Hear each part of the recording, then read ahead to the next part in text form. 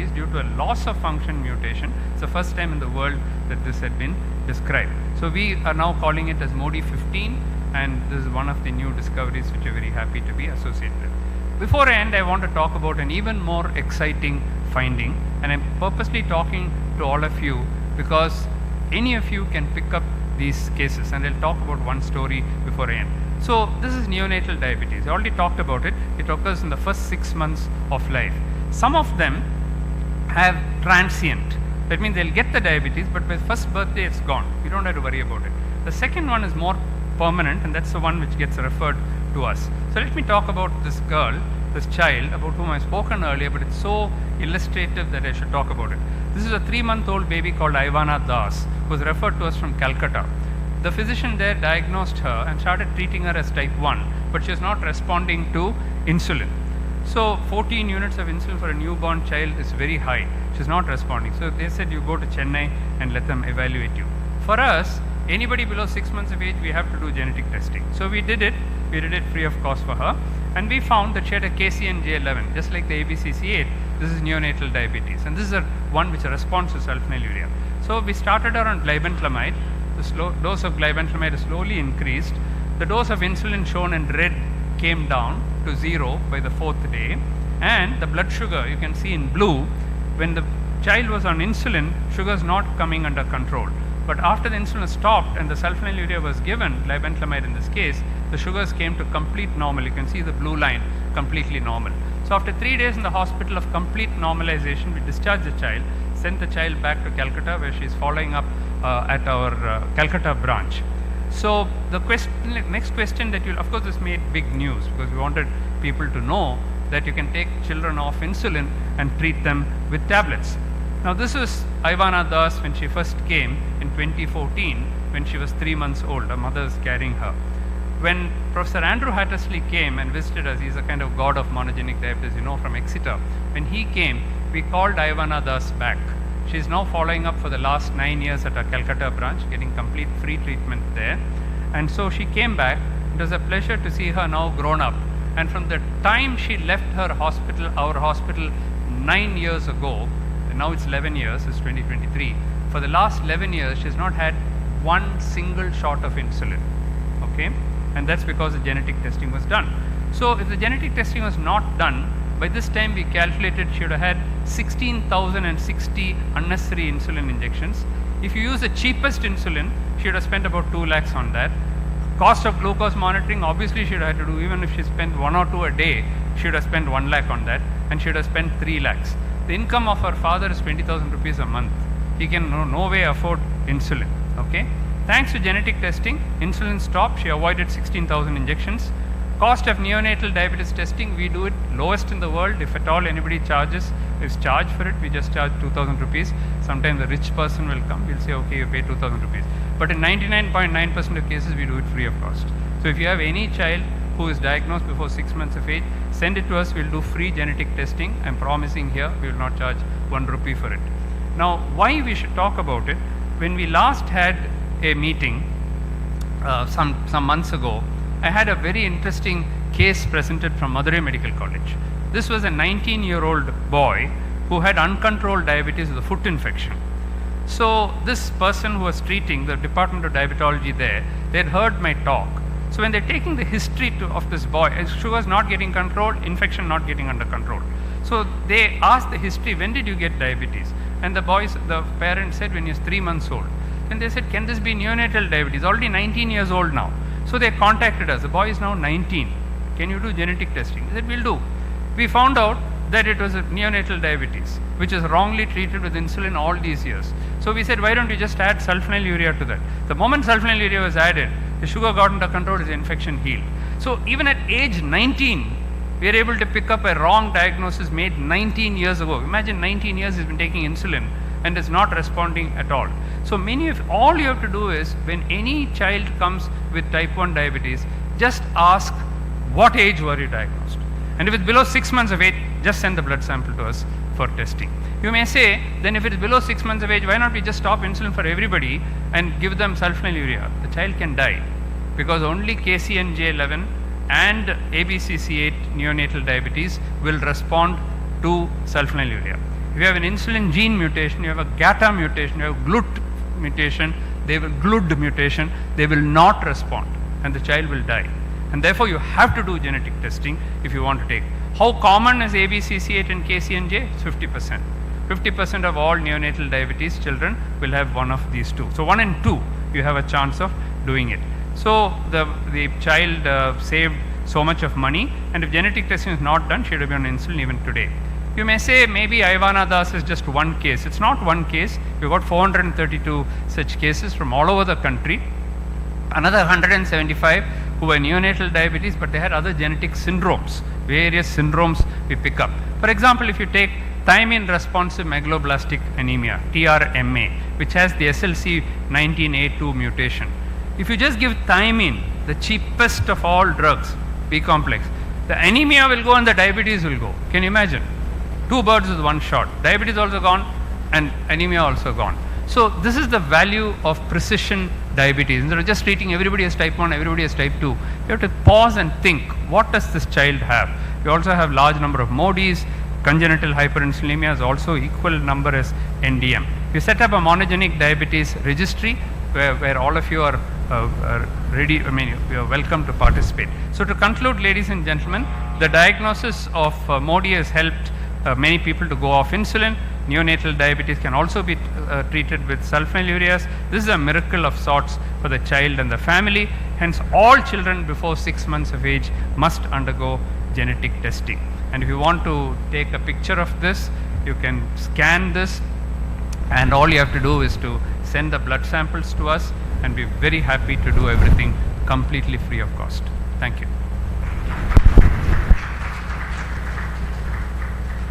Thank you, Dr. Mohan, for having elaborately said about this MODI and neonatal diabetes.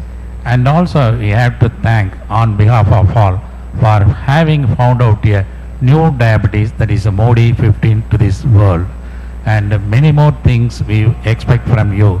Think the problem is how to go ahead with the genomic studies because of its cost. So of course we know that we are coming across with the people, young people with diabetes. We do just the C-peptide. In some patients we do this, the GAD antibodies, insulin auto antibodies. With that we are stuck up, and of course if at all we want to send the sample, we have to send it from the government hospital, and they are doing free of cost. But take that to the practitioners if really want that the cost factor alone is that the hidden factors. I think you have to find out a way. No, we are quite happy to do it completely free of cost, sir. Cost is not at all a problem. 0 rupees. In your centers? Problem. In our center, this is a national center. We are an ICMR center now. Okay, thank you. Anytime anybody wants to send, just send it. Money is not a problem. Okay, thank you. So my co-chair, Dr. Dharmarajan, he wants to ask few things. Now I'm able to exactly fit into how she might have been a case of ABCC8 mutation with the loss of function, subsequently developing diabetes. So I would like to co-partner with you and send the case to you for further evaluation. Definitely. We should be doing that. Thank you, sir. Thank you so much. Or loss of functional mutation with reference to ABCC8.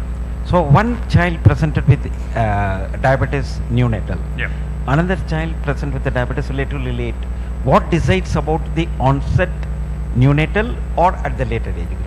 So if the mutation is there and it is at the childhood itself it presents, if it's a gain of function mutation, it will present with neonatal diabetes during childhood, and the sugar can be very high, 400, 500 as you saw in Ivana Das's case. So they'll immediately go to a doctor who will treat them as type 1. They won't think of genetic, they won't do anything. That child is doomed to be, we should be having at least 10,000 children with neonatal diabetes. We've got only 400. So where are the other children going? They're all treated wrongly, like this Madurai boy, all treated wrongly. That is why I'm passionate about it to pick it up. Congenital hypoglycemia, on the other hand, it can be severe, in which case they die. It's not so easy to treat CHI. Neonatal diabetes, just give glibenclamide or any sulfonylurea and they're done. CHI is more difficult, diazoxide is not available, it's very expensive, octreotide is even more expensive, and the results are not good. And not all respond. A small percentage even need pancreatectomy. So CHI is not so easy to treat like neonatal diabetes. In this case, this person these 20 people whom we reported must have had milder CHI.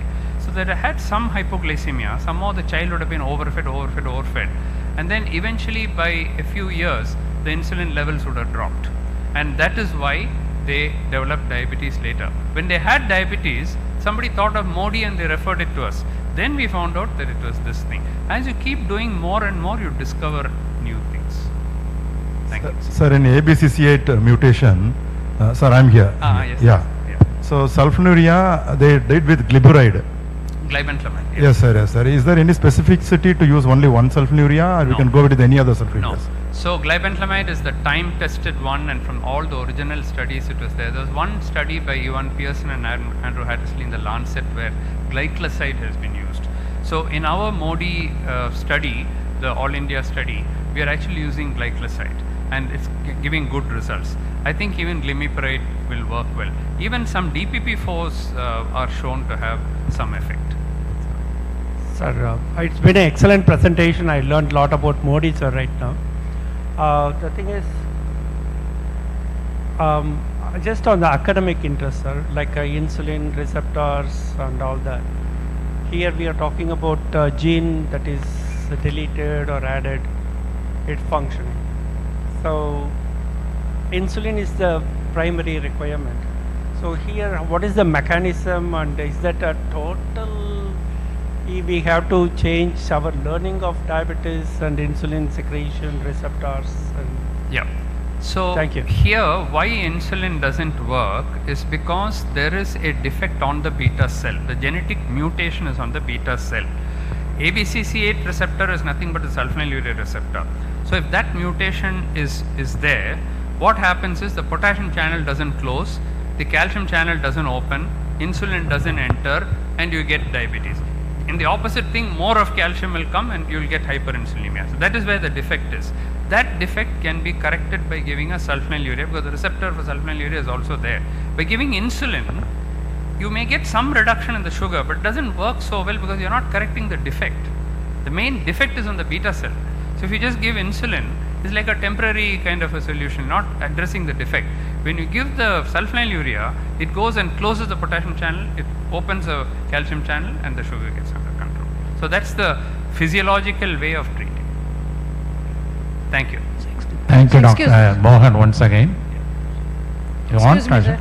sir. One second. For having thrown light on the management of the young diabetes, so far having been treated as a type 1. But now you have thrown light. Thank you once again Thank you. on behalf of Maybe the we organization. will take it later, madam, in the interest of time. I'll come. Let's move on to the next topic for the session. Dr. Rajendran and Dr. Balamurugan sir for inviting me to this talk this afternoon. I'll take only 12 minutes to finish this talk on prevention of diabetes, its complications. We know that heart is talked about at length, so I'm not going to talk about heart in this talk. I'm talking about the kidney, the foot, and the mental status, the brain.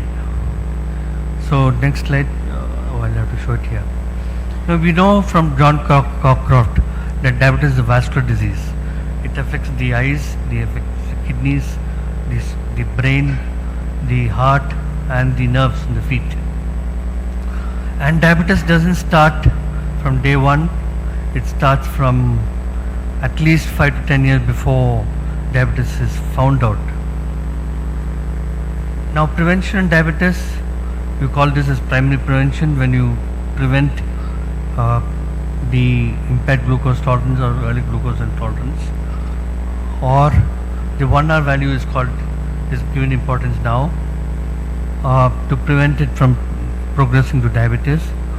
The secondary prevention is diabetic with complications, and the last is tertiary prevention. Now the elevated 1 hour fasting blood plasma glucose has been given importance by RSSDI and WHO and IDF, and we published this data some years ago, where we found the 1 hour value is abnormal and the fasting and the 2 hour value were normal. Then we found out that even after, in the United States, people came home and they coached people to do exercise and so on. So we wanted to see whether in the real world setting it can prevent diabetes. And we found in this paper which we published recently that prevention of diabetes is